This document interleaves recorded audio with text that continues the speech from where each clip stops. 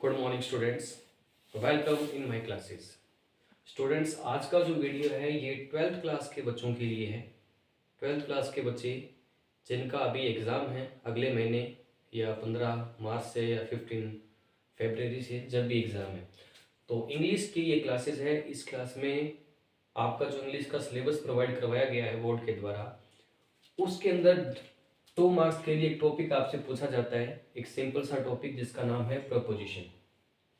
ये जो preposition topic है बच्चों, ये 2 मार्क्स के लिए पूछा जाता है। जैसे मैंने आपको बताया, 1 नंबर का जो क्वेश्चन आपसे पूछा जाता है वो जनरल प्रपोजिशन का होता है। इन, ऑन, एट, ओवर, अबव, तो एक सिंपल प्रपोजिशन होते हैं, उसके बेस्ड पर एक क्वेश्चन पूछा जाता है। सेकंड क्वेश्चन जो आपका है, सेकंड क्वेश्चन जो है वो आपका 1 मार्क्स के लिए पूछा जाता है, लेकिन वो फिक्स प्रपोजिशन है।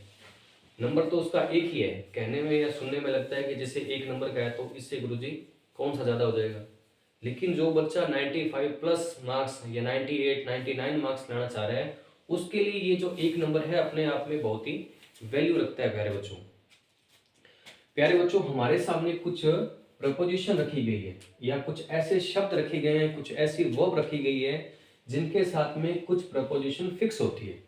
इट मीन्स ये पहले से ही फिक्स कर दी गई है कि इस वर्ड के साथ यही प्रपोजिशन आएगी, दूसरी प्रपोजिशन नहीं आ सकती। क्यों आती है, इसके कुछ ग्रामेटिकल रीजंस है, उन रीजंस में अभी मैं नहीं जाऊंगा।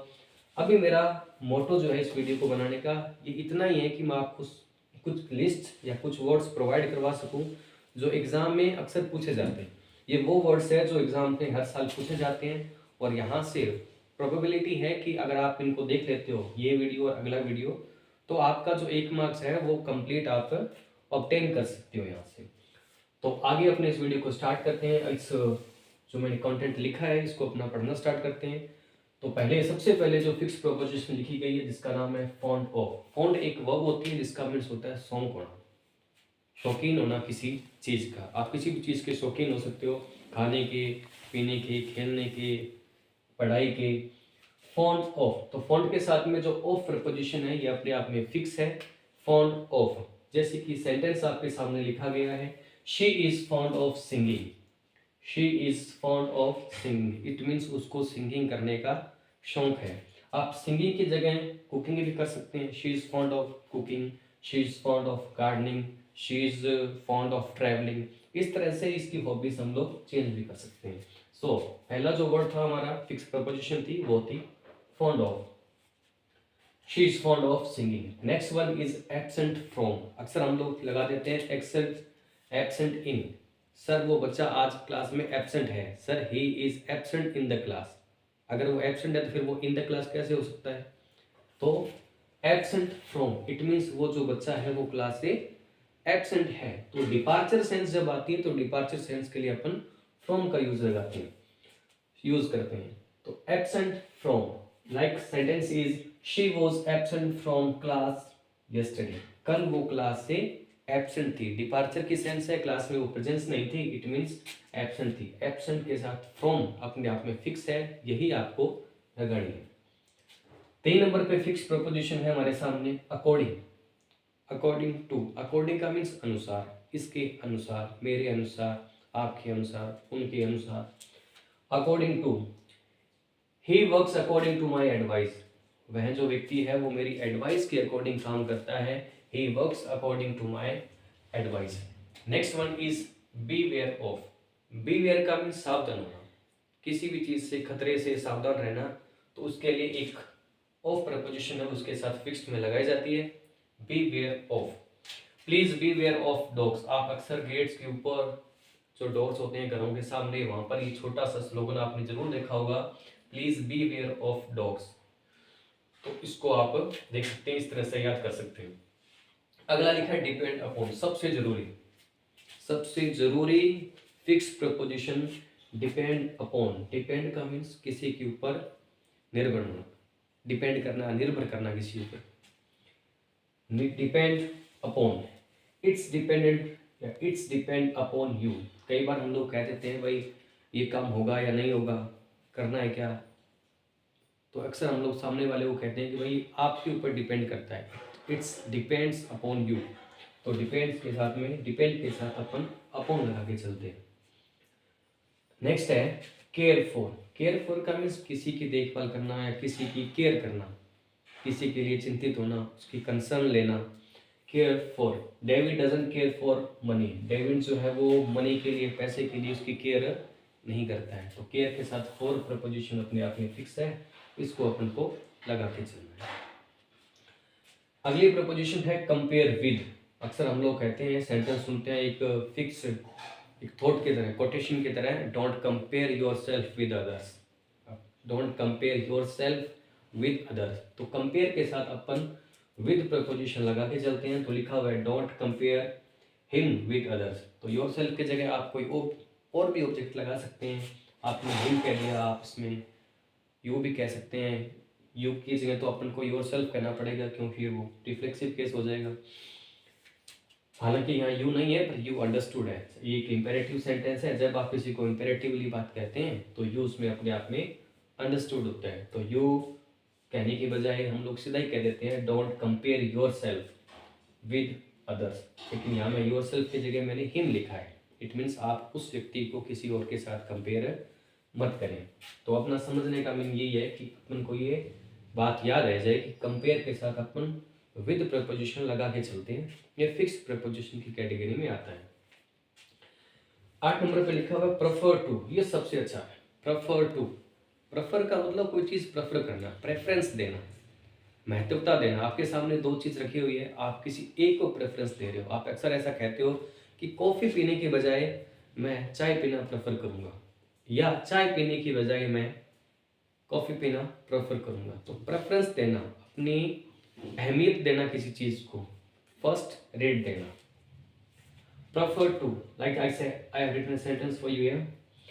आई prefer coffee to tea. Tea की बजाय मुझे कॉफ़ी लेना पसंद है। अब ध्यान से देखो बच्चों, अक्सर स्पोकन के अंदर हम लोग क्या कर देते हैं, यहाँ टू की जगह हम लोग दैन लगा देते हैं और सेंटेंस कैसे बना देते हैं, I prefer coffee than tea. देखने में हमें ऐसा लगता है कि जैसे हम तो दो चीज़ों के बीच में कंपैरिजन कर रहे हैं, और कंपैरिजन करने के लिए अपन देन का यूज़ करते हैं। उस तरह से हम लोग वो लॉजिक वहाँ लगाते हैं, पर ऐसा नहीं है।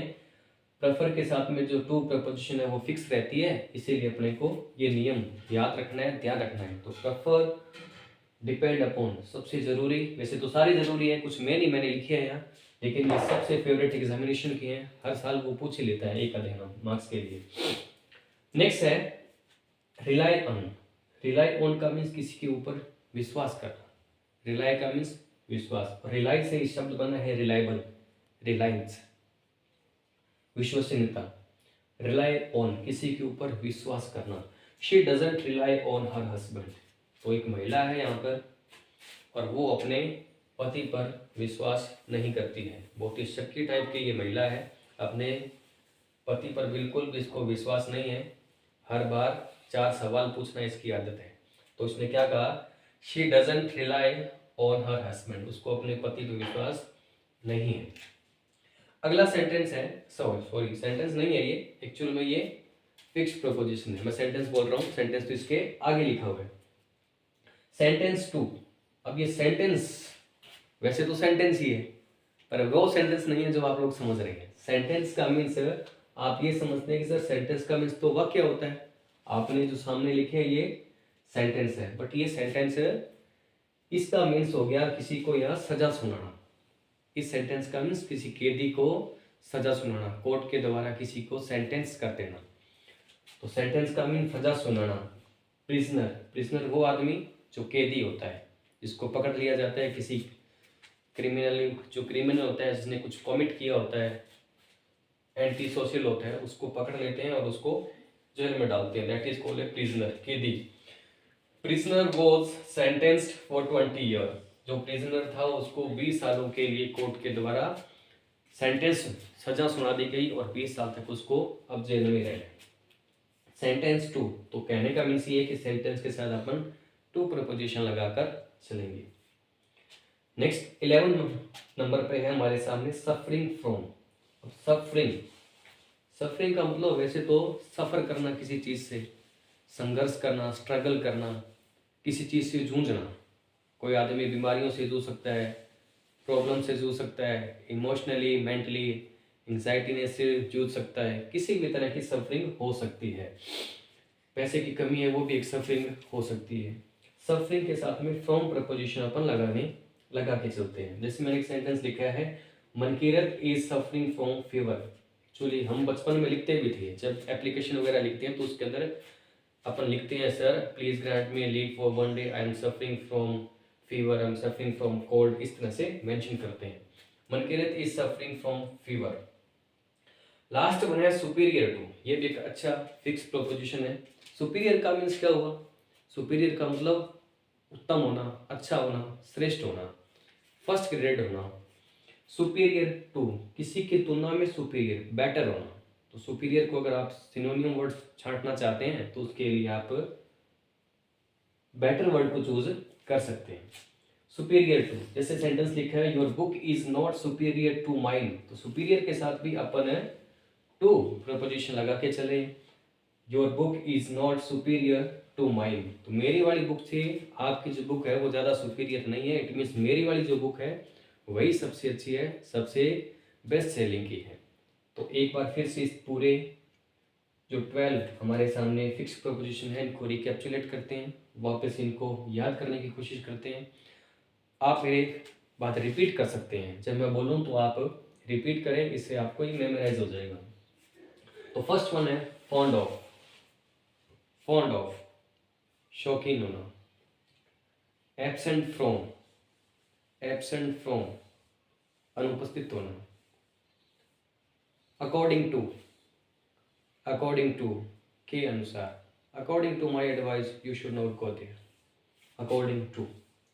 बीवेयर ऑफ, सावधान होना। Beware of dogs, beware of thugs. Depend upon, depend होना किसी पे, निर्भर करना।